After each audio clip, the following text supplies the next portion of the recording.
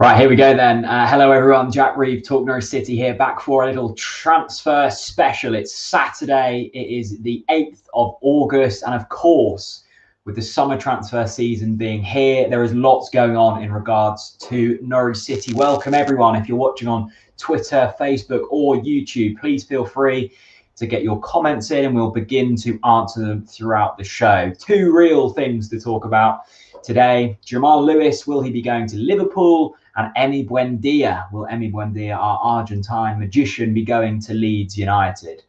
Let us know what you think in the comments section, and we'll be sure to reading them out. I say we, me. No Chris here today. Chris will be back tomorrow. We're doing a TNC podcast on YouTube tomorrow. Thanks to everyone who's been supporting them throughout the years that it's been going. Also, I want to quickly say, I want to get the plug out of the way before we get any further into the video, into the live stream. We've got a Ko-fi page. Now, if you don't know what a Ko-fi page is, it's essentially a one-off donation service in which you can donate as little as £3, and it helps with the running costs of Talk Norwich City. It's linked in the description below or in this Facebook post. All you have to do is head over there and donate if you want to. No worries if not.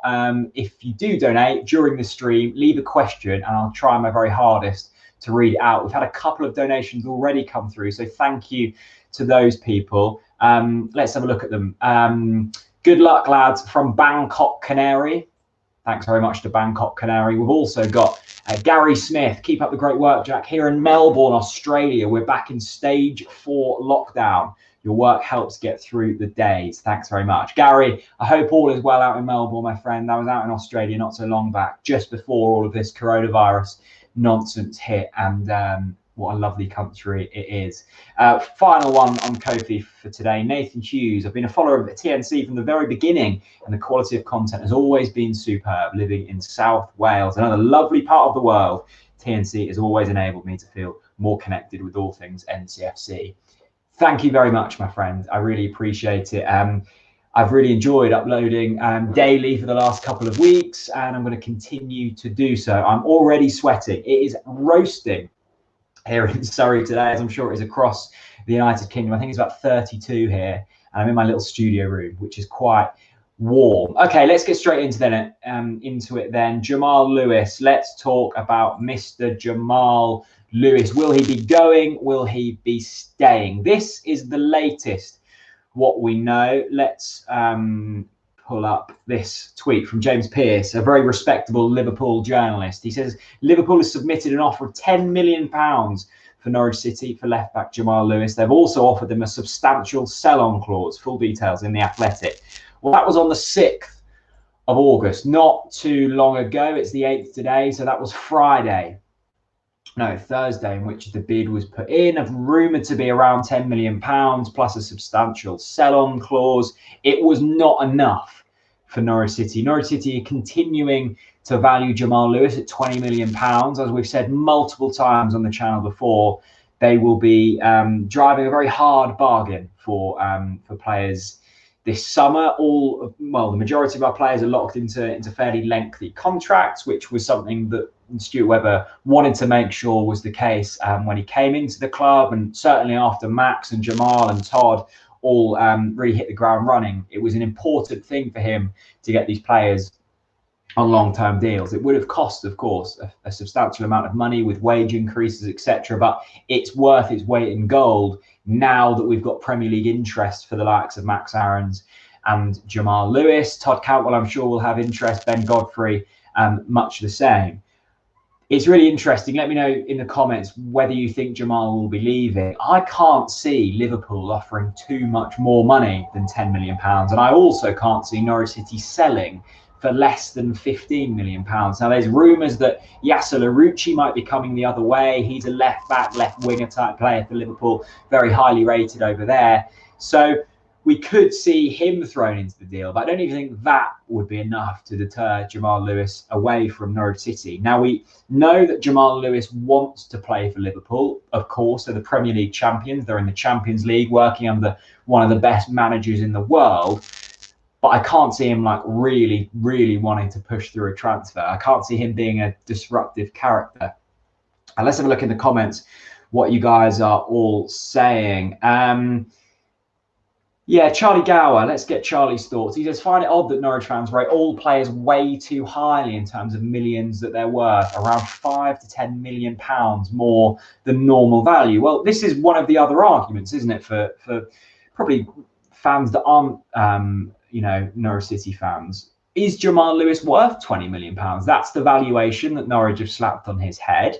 He's played about 25 games in the Premier League, nearing 30, 100 games in total for Norwich City, which is very good for a 22-year-old to get that much experience under your belt in Championship and Premier League level. But is he worth £20 million? He's played international football for Northern Ireland. He's got the Premier League experience, but he was also part of a team that finished 20th in the Premier League. So some could say, well, no, he's not worth that amount of money. And the thing that Norwich City have to be careful with is that we have to sell at the right time, don't we? Because we've just been in the Premier League. When is the next time we're going to be in the Premier League? Well, hopefully soon, but you can't guarantee that. And your players are always worth more when they're in the shop window of the Premier League. Imagine if we would have had James Maddison in the Premier League. We could have probably got double his value. I know that Leicester are valuing him at £60 million upwards, and rightly so. He's a fantastic footballer. So let's say if we were to get stay in the Championship, and Jamal Lewis, doesn't have a great season, his value probably half. So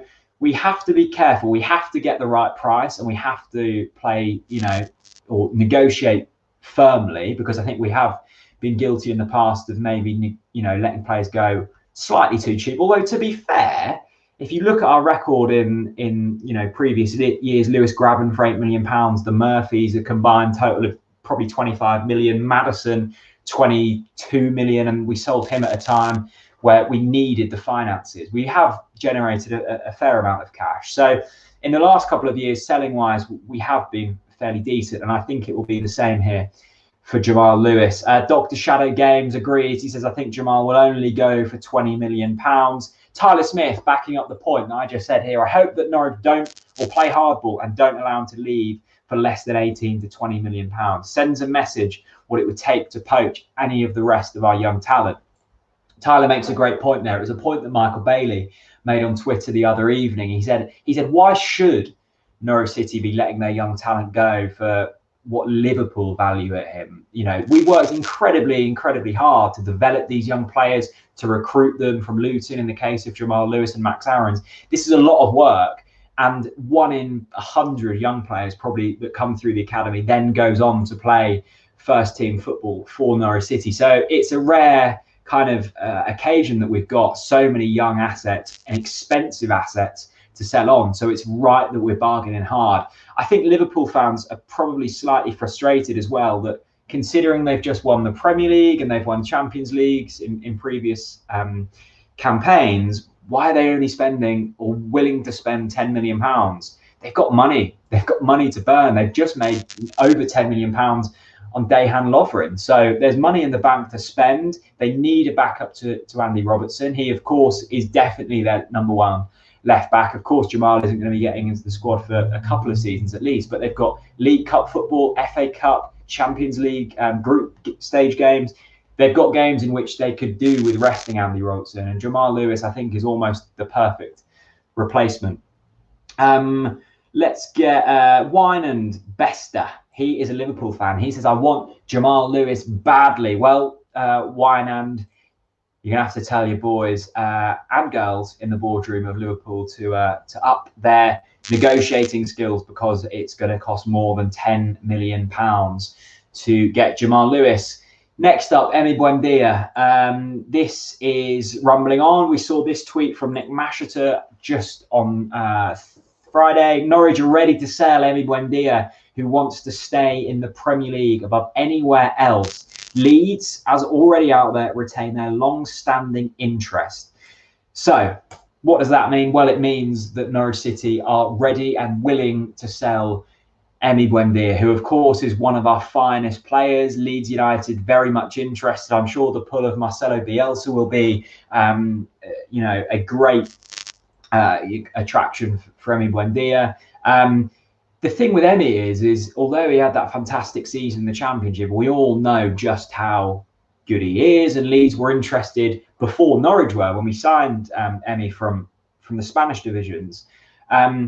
It does raise the question whether Emi could have maybe done a bit more in the Premier League. I mean, if you look at certain metrics in terms of chances created, he was up there with the very best. I think it was only De Bruyne and a couple of other really high-level players that beat Emi in that area.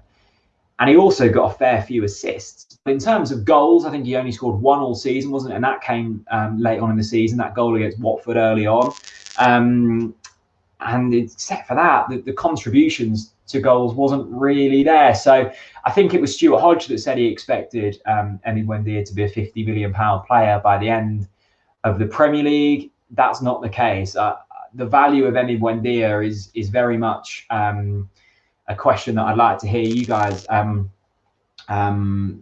about in the comment section. DJ, friend of the channel, says Leeds cannot afford Emi Buendia. No question about it. Emi is worth at least £25 million. Yeah, DJ, I'd agree with the valuation there. I think he probably is worth £25 million. I think he's a better player than Jamal Lewis. You always pay a premium on attacking players. I don't quite agree with Leeds not being able to afford Buendia. I think there's money there for them to spend. And if we are saying £25 million for Emi, then I think they'd probably be willing to spend the cash. Let's get a few more comments in then. John Boy says Emi had a decent statistical season. He was objectively speaking a success, even if the team wasn't. He's worth £25 million plus. Well, that's two comments that I've pulled out there, where you're valuing him at above £25 million. I guess though, again, Leeds, if Leeds are interested, that they're going to be saying, well, he scored one goal and didn't get too many more assists. You can look at chances created, you can look at tackles one high up the pitch, but at the end of the day, like we said with Jamal, he was in a team that finished 20th in the Premier League, and his statistics, away from the kind of fluffy metrics, weren't that impressive. So it'll be really interesting to see what happens with Emi Buendia. It's clear that Norwich are ready to sell him, as Nick Mash has said. There's been obvious interest there for them to even have that stance. So it's going to be really interesting to see what happens there. This is an interesting one. Away from the outs, let's talk about some of the ins. Sean McGongle says, thoughts on Ryan Bennett. Now, this is a really interesting one, isn't it? Ryan Bennett was linked with Norwich City earlier in the week. I think it was Monday or Tuesday. I made a video about it on the channel. I'd love to see Ryan Bennett back at the football club. He's 30 years old. He's younger than Tim Close. He's had very recent Premier League experience with both Leicester and Wolves, where he excelled at Wolves, not so much at Leicester, where he was on loan. And of course, he played, I think, over 100 times for Norwich City between 2012 and 2017. However, he was one of the first players that was let go of by this Stuart Webber regime, him alongside John Ruddy. I think Cameron Jerome was slightly later down the line. So I really like Ryan Bennett. I think he's a top defender. Whether he's necessarily got it at Premier League level now is to be seen. But I think as a championship defender, of course, the division will be playing in next season. I don't think there's too many better defenders. I saw some people saying, wage demands might be a little high. That's a fair point. Of course, he's coming from a team that's enjoying Europa League success this season. But let's also not forget his family still lives in Norfolk. He's a Hemsby boy at heart. He's getting towards the tail end of his career. He'll be wanting to move back to Norfolk at some stage, as every former and current Norwich player does. So there's reason for him to want to come back to the club. It all depends whether Farke and Webber sees him as a fit for this side. And of course, having already worked under him, and he let him go, it might not be quite the right fit. I'd be surprised if it happened, but my opinion on Ryan Bennett remains the same. I'd love to see him back in a Norwich shirt. I think it's very much split the opinion, that one. I think a lot of people aren't too keen on going back on players that we've had previously. I remember Ryan Bennett as being a pretty solid defender. I know he was a bit younger when we first signed him, but I don't think he's lost too much of that raw ability. And I think if there's any position on the pitch that we need to improve, it's the defence. It was shambolic last season and the season before that. I think I read on a live stream earlier on this season, we've conceded nearly 190 goals under Daniel Farke in his 3 seasons. So it's certainly an area to work on. Could Ryan Bennett be the man? Let me know down in the comments section below. Please feel free to do that. The other one, we talk about players maybe coming back to Norwich City. Of course, the other player that had been linked with Norwich and some Norwich fans talking about him, Jordan Rhodes. Yes, Jordan Rhodes was part of the campaign the season before last. I keep saying last season, the promotion winning season, and had a very, very impressive season with us. Championship goal scorer. We know he scores goals in the Championship, scored goals for us in the Championship the last time he was with us. I can't see Jordan Rhodes coming back. I just don't think it's Webber's style, but I certainly wouldn't be against it. He wouldn't be a regular starter for Norwich City. But in terms of having a squad player, there's not many better than Jordan Rhodes. He was well loved at Norwich City. He's clearly a very nice bloke. And it'll be really interesting to see if that one develops. I haven't seen any kind of firm rumours about that one in the press recently. But in terms of fans discussing it, it's very much all go. Right, DJ, I'm back with another question. I promise there are other questions. I will get through them. Jack, would you be happy with Hanley and Zimmerman as the first choice partnership? Move Godfrey to holding role if still here, sign a backup and start playing Odesina as a rotation. Wow, you've thought about that more than me, mate. Let's touch on Hanley and Zimmerman then. I think the one worry with Hanley and Zimmerman, I think as a partnership, they're perfectly capable. I think I prefer Grant Hanley to Christoph Zimmerman. I just worry about injuries with them two. I mean, Christoph hasn't really remained fit for his whole time here. Grant Hanley's had his injury problems of his own. And I'm just becoming tired of seeing ever-changing Norwich City defensive partnerships. I think that's one of the really key areas of the pitch where you need them to stay fit week in, week out. And if you're going off form and data of previous seasons, them two just haven't remained fit. And I certainly wouldn't back them to stay fit going into the Championship campaign. We also need to realise that it's a very condensed season this time around, and there's going to be a whole host of fixtures jam-packed into a shorter time frame. So there's probably going to be more injuries this time around. We were, of course, decimated by injuries in the Premier League, and that was one of the big reasons why we got relegated. And if we are going to have success in the Championship, we're going to need a fit defensive partnership that remain fit for the majority of the season.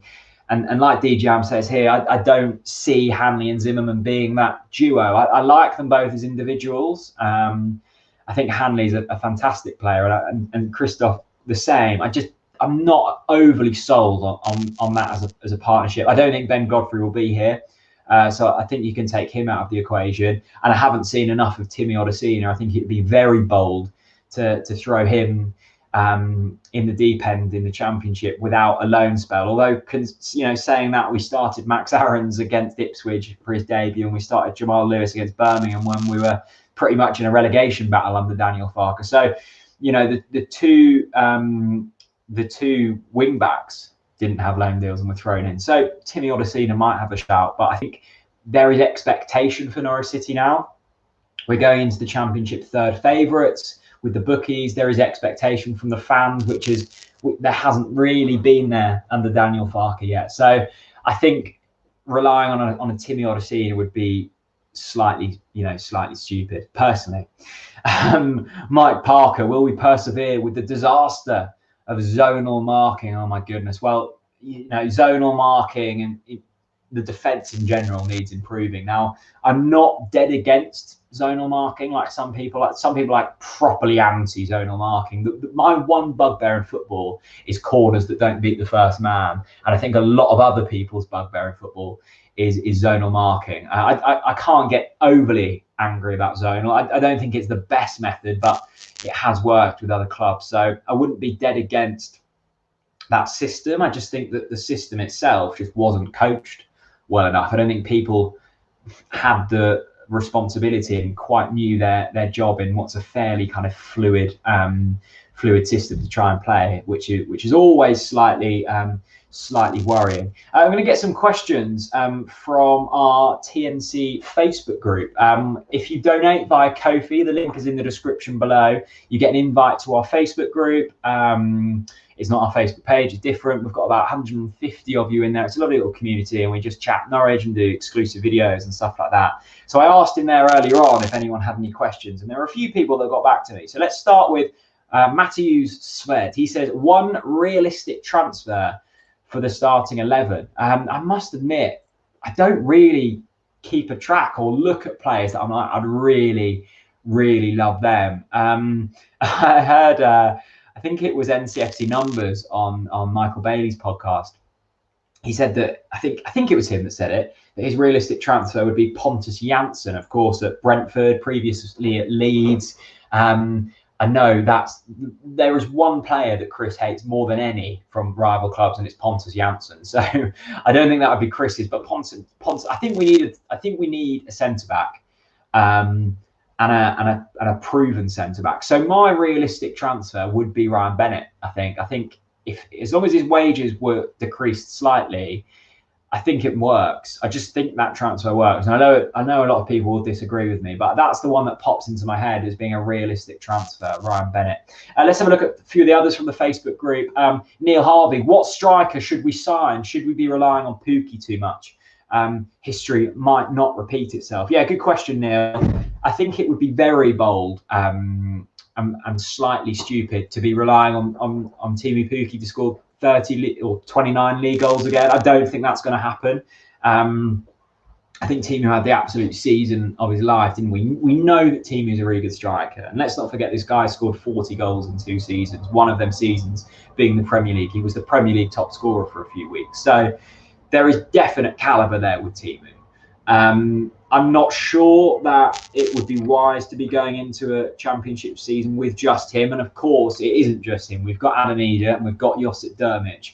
Whether Josip is here at the start of the championship season, I'm not so sure. I really don't like Josip Drmic. I don't think he's a good enough footballer.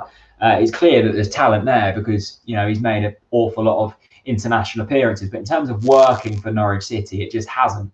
And I don't see an effort there of it working either. So I think we do need a striker.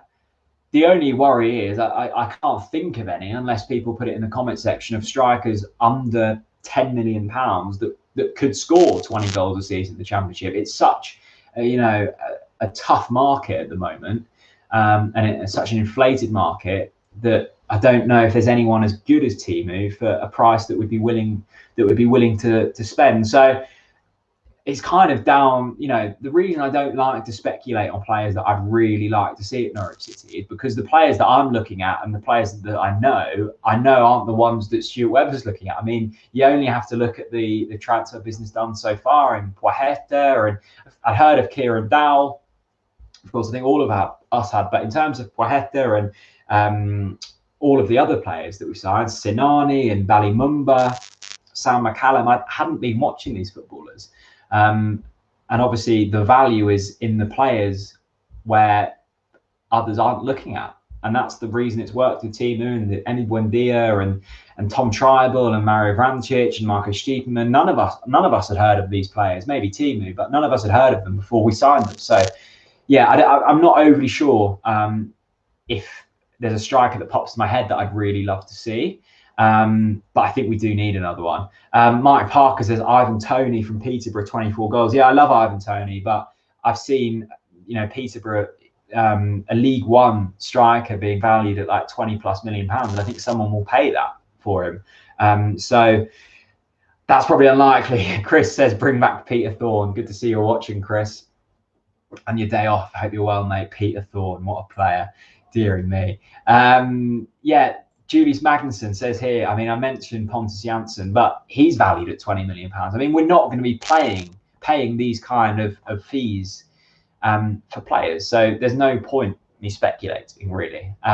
One more question from the Facebook group. What was it? It was this, I think. Yeah, Will McGregor. What would you class as a successful transfer window? Yeah, thanks for the question, Will. I think I'd class the transfer window as successful if we could pull in, it's tough to say, isn't it? I think if we could pull in £50+ million on 2 or 3 of our players, I think I'd deem that as successful. I think my opinion and mindset is slightly different to some. I think we need a reset at Norwich in terms of whenever you go down, you need to be bringing in fresh players with a fresh mindset. Because if you have the players that you've had in a relegation season, that mindset and that negativity is still going to be around the place, no matter what happens. Now, most clubs, when they get relegated, sack their manager because they want fresh ideas and they want a fresh outlook on things, and they want the mood around the place to change. Well, we know Daniel Farke isn't going anywhere. We know that isn't happening because Stuart Webber has said the only way that Daniel Farke will leave is if he walks. He's not getting sacked, at least not at the start of the season. So if you want to change something, you need to change the players. Well, let's cash in that case when their market value is still high. Now, I'm not saying let's sell all of them, that being Max Aarons, Emi Buendia, Jamal Lewis, Todd Cantwell, Ben Godfrey. If you sold all of them players, you're probably looking at £100 million plus. Maybe 3 of them, maybe 4 of them, because there's Sam McCallum who can go in and replace Jamal Lewis. Sam Byram could possibly fill in where Max Aarons is. There's already players in Todd Cantwell's position. We've signed Kieran Dowell. So there are replacements. Yeah, they might not be as good, but we've seen in the Premier League, it's all well and good having talented individuals, but it didn't work as a system. So that's my outlook on things. I'd also like to see a few more players come through the door. I think we need another midfielder, and it's clear that Morris Leitner and Tom Tribal are okay to leave. Whether they will have interest from other teams is another matter. So I think there is going to be a big reshift, and I think the team's going to look incredibly different going into the next Championship season. I trust Stuart Webber still with the recruitment. I know he had an absolute stinker in the Premier League, but I think he's got it in him at a Championship level. I think that where we went wrong going into the Premier League is we were still trying to find these kind of freebies and loan deals, and it's not going to work in the Premier League. And, you know, you have to spend probably 30, 40 million pounds like Villa did. I mean, they spent, what, 100 million pounds. Sheffield United did spend considerably more money than us, and of course they had a fantastic season. But if you haven't got money to spend, you're just not going to succeed in the Premier League. You might do for a season. I mean, Huddersfield did for a season, and then they came straight back down and were in a relegation fight for a little bit this season, the Championship. So if you want long-term sustainability in the Premier League, you need the money. Well, how are we going to get the money with, you know, self-funded? Well, you're going to need to sell some of your best assets to then reinvest them. So this could be the summer in which their value is still high. And then hopefully if we were to go back up, we could then reinvest that, because as Stuart Webber said, we've paid off, debt. We've improved the infrastructure around the football club. In terms of like on the pitch costs, we've paid all of them off. So hopefully the next time we get to the Premier League, we can concentrate solely on playing assets. That was a very long and rambly response. Hopefully it answered for you. D-Jam, thanks for agreeing with me, mate. Very true, Jack. Look at Middlesbrough and Huddersfield in recent years. Didn't change. Now they're in the bottom half and fighting against relegation. Yeah, it's stagnation, right? And when we sold James Maddison, we were like, oh, I can't believe we've sold Maddison. How are we going to get over this? We find Buendia. When Buendia goes, we'll all be like, oh, I can't believe Buendia's gone. We'll find another Buendia. Like, it happens. It doesn't happen every time, but I can assure you that there will be another player that fits in that role. And I'm really worried about stagnation around the place. I'm worried about a losing mentality being around the place. And I just think while stock's still high, you sell. You buy low and you sell high. I mean, that's fairly simple, but it's very true. Samuel Stevens saying, I heard Sebastian Bassong's free at the moment. Yeah, Sebastian Bassong, I don't think he's got a club. Former Barry Butler trophy winner, of course, Sebastian Bassong. I think he gets a bit of stick, Sebastian Bassong, but he had some very good seasons for Norwich City. That doesn't mean that I'd take him back. That's for sure.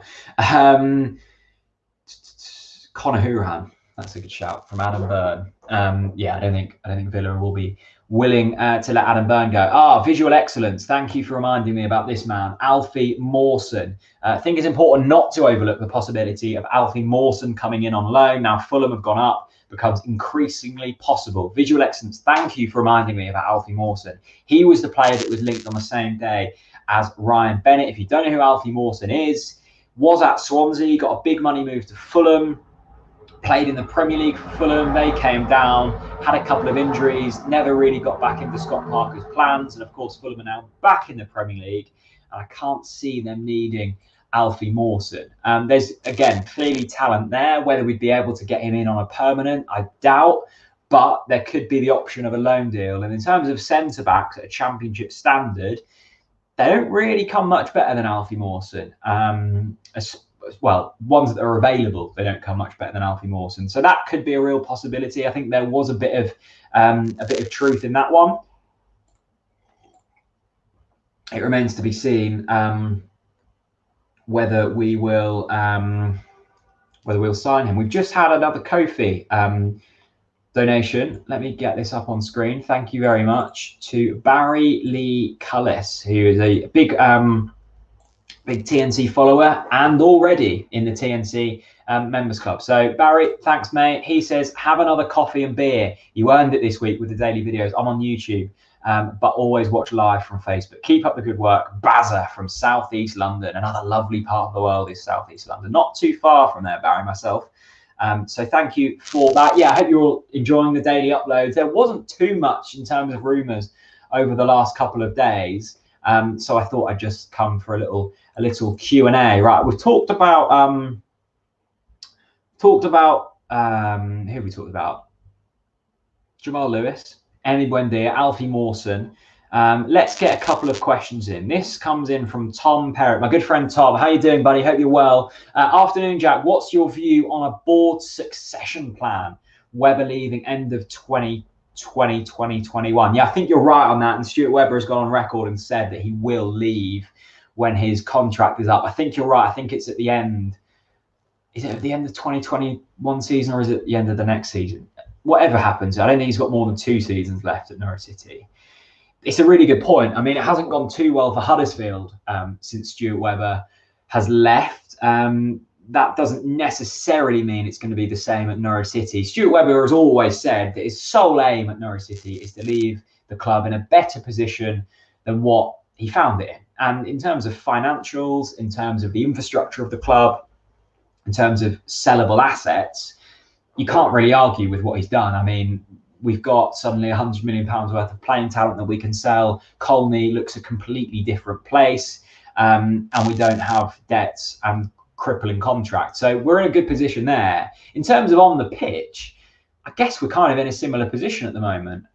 So there hasn't really been too much progress there. Of course, we've had a promotion, we've had a relegation. Well, we had that under Dave McNally. So I think what Stuart Webber would really want is for promotion in the Championship this season, and then hopefully a bit of stability in the Premier League. And we're going to have to approach it differently to what we did this time around. That doesn't mean throwing £8 million at Van Wolfswinkel and £8 million at Naismith and 5 at Leroy Fair. It just means being slightly more sensible with the contracts, meaning that you don't have stupid contracts when you come back down from the Premier League. But also just recruiting more smartly. And I think there'll be teams in place that can do that whole lot better. In terms of who comes in over Stuart Webber, I've got absolutely no idea. I think he will leave the club in a better position than what he found it. It's a really key season for Norwich coming up. I mean, I say it's make or break. It's not make or break, but you never want to stagnate in the Championship. And we all know how hard it is to bounce back. First time of asking, clubs have done it. But it's going to be tough. I think the Championship is slightly weaker this season than it has been in previous campaigns. There's still some great teams in there. And I mean, the 2 clubs coming down with us will fancy their chances as well. But it's a good opportunity for Norwich City because they have got cash to spend, and a lot of clubs don't. So we'll see what happens. Thanks for the question, buddy. The Red Indian, this is a good question. Let me have a sip of orange squash first. It's so hot today. It's so hot. And it's August, isn't it? We should be in Carrow, like watching the first game of the season at this point, and we're sat talking about Alfie Mawson on loan. How the mighty fall. The Red Indian says, do you see Jamal Lewis progressing further in his career if he moves to Liverpool. Now, this is the $1 million question, isn't it, for Jamal? Jamal's got a really big decision to make, because he's guaranteed first team football at Norwich City. And if we were to go up again, he'd be guaranteed Premier League first team football, because we wouldn't sign another left back to dislodge him. So he would be going to Liverpool knowing that he'd be second choice left back, and behind a left back far better than him at this stage in his career. But we also have to remember that he would get game time. He'd get game time in probably Champions League group games, in early rounds of the League Cup, in early rounds of the FA Cup. And the amount of games that Liverpool have to play, he would get some game time. Andrew Robertson's 26, so he's got 4 years on Jamal.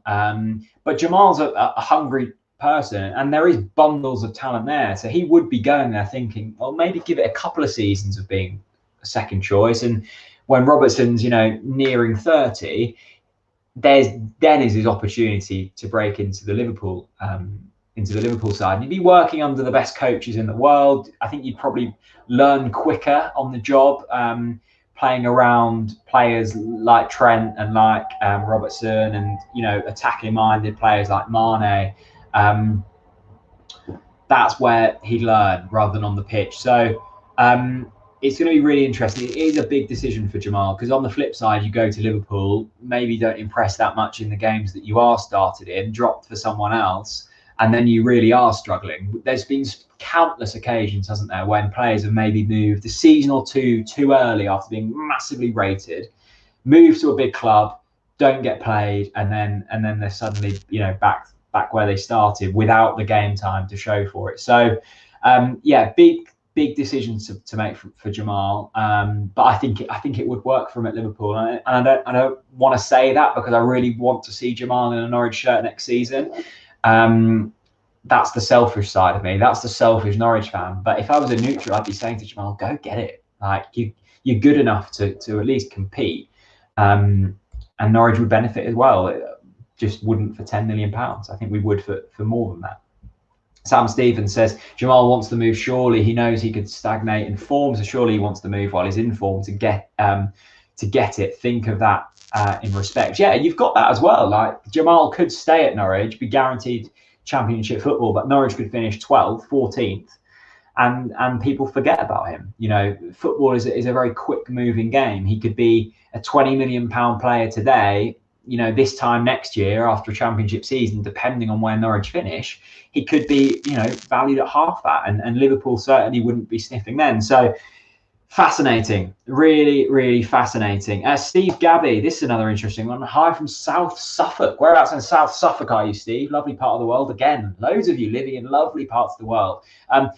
When we go back and we stay for a few seasons, how long before we increase capacity at Carrow Road? Well, I think this was part of Dave McNally's initial plan of expanding Carrow Road. We all know that Carrow Road sold out each and every week. In terms of percentage of the capacity bought by season ticket holders, it's like in the 90%. It's ridiculous. So we're guaranteed to sell out the 27,000 seats each week. So in terms of more match day revenue, making Carrow Road bigger is an absolute no-brainer. Hopefully, it's not too long down the line. I imagine it's a massive task expanding a stadium. I don't know. I take it they'd build on the City stand. You couldn't build on the Barclay, and you couldn't build on the River End, and you probably couldn't build on the South stand. You might be able to build there, just knock the Holiday Inn down, and then build some seats there. That's the answer, isn't it? There we go. John Boyd, this is a really good comment. Like, us fans get caught up in it all the while, don't we? Football is the livelihood of these players, and it's a short shelf life with only 15 odd years to live out their dreams. He's basically offered a chance at promotion. At a promotion, who wouldn't want that? Yeah, completely agree. To be fair to Norwich fans, I don't think I've seen too many people angry at Jamal. I think it's a move that makes sense. And because Jamal's treated us so well, and he's so polite, and he's so well loved, and he's not forcing this deal through, I think there is, there's no reason to be angry at him. Right, let's get the last few comments in then, and we'll wrap things up. We've been live for nearly 40 minutes, haven't we? Which is a long, long while, and I'm dripping with sweat and excitement for the new Championship campaign. I am actually really excited for the Championship. I get more excited for the Championship than I do a Premier League campaign, because I know we're going to win more games. And I think this season's going to be slightly different, because I can't see, well, certainly full capacities being back at Carrow Road before the new year. So there will be a large chunk of the season which we're watching it from home. I'm not dead against that. Of course, I'd rather be at the ground, but it's the Championship away days that are just so much fun. Like, so much fun. I look back at, you know, away days of past, and they're like some of my best memories. Some of my best memories. Even Burton away. We haven't won at Burton away, but that always sticks out as a good away day. Just seeing your mates, having a beer in a new pub, you know, the train ride down, all about that. I'm going to miss that for the first chunk of the season, but we will be back. Hopefully, not too far away. We'll be back. Again, one more mention for the Ko-fi page. It's linked in the description and in the Facebook post. It helps with the running costs of Talk Norwich City. You can donate as little as £3. In return, we will invite you to a members-only Facebook group. We do giveaways on there, exclusive content, Q&As, all of that stuff. And you can be a part of that. Thank you so much to everyone who has already donated. This is a good one from Mike Parker. Was looking forward to Luton away. I'm buzzing for Luton away. I was there in pre-season. I've got quite a few friends that are Luton fans, and a lot of Jen's side of the family are from Luton and the surrounding areas, so they're Luton fans. So I've got a bit of a soft spot for Luton, and that's a cracking away day. Some good pubs around Luton. Yeah, okay, let's call it a day. I think we've talked enough about Jamal. We've talked enough about Emi. If you're watching this back on YouTube, then please do feel free to let me know your thoughts. I've got a feeling that this week coming, it's been quite a few days ever since Liverpool lodged that bid, and it was then rejected straight away by Norwich. It's been a fairly quiet few days for Norwich City regarding rumours. So hopefully in the next few days it will start to heat up. Hopefully we'll see some more players come through the door. I'm sure we'll see some players leave in the coming week. We will be doing daily uploads here on Talk Norwich City over the next week, and maybe even further forward. So make sure you're subscribed to the channel. We're nearly at 19,000. We've shot up with numbers in the last couple of weeks, so appreciate that. Yeah, hit subscribe if you're new to the channel, if you're on YouTube, and thanks very much for watching. It's been an absolute pleasure to spend 40 minutes with you on this very warm and muggy Saturday, August day. Have a lovely evening, whatever you're up to, and I'm sure I'll see you again very soon. Bye bye.